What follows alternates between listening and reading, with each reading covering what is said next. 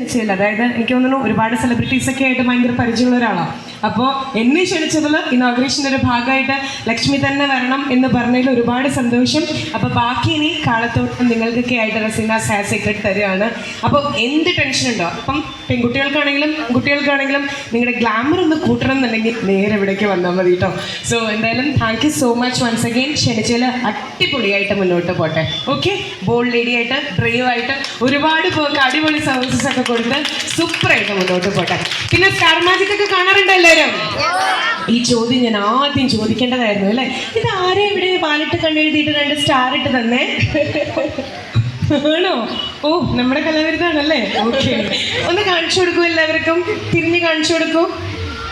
എൻ്റെ പേരിൽ നക്ഷത്രം ഉണ്ടെങ്കിൽ കുട്ടിയുടെ വാലിൽ നക്ഷത്രമുണ്ട്, അതാണ് വാൽ നക്ഷത്രം.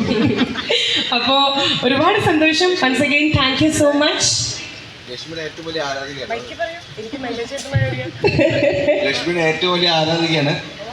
കുറെ കാലമായിട്ട് കാണണം എന്ന് പറഞ്ഞ് നടക്കുന്ന ഒരാളാണ്. തൊട്ടടുത്ത് വീടുന്ന എന്റെ പൊന്നോ.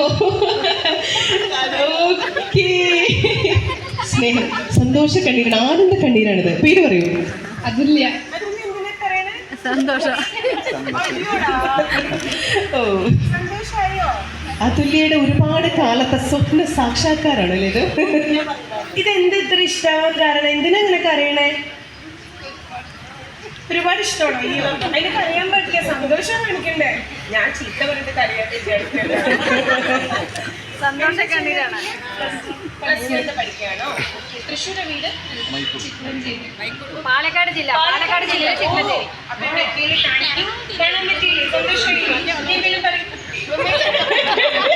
കുട്ടിയുടെ വീട് മലമ്പുഴ ഡാമിന്റെ അടുത്താണെന്ന് തോന്നുന്നു. മോളെ അവിടെ പോയിരുന്ന് കറിയോളൂ. ഫോട്ടോ ഒക്കെ കിട്ടിയിട്ടുണ്ട്. ഇനി അതൊക്കെ വീട്ടിൽ നമുക്ക് ഫ്രെയിം ചെയ്ത് വെക്കാം. ഓക്കെ, പല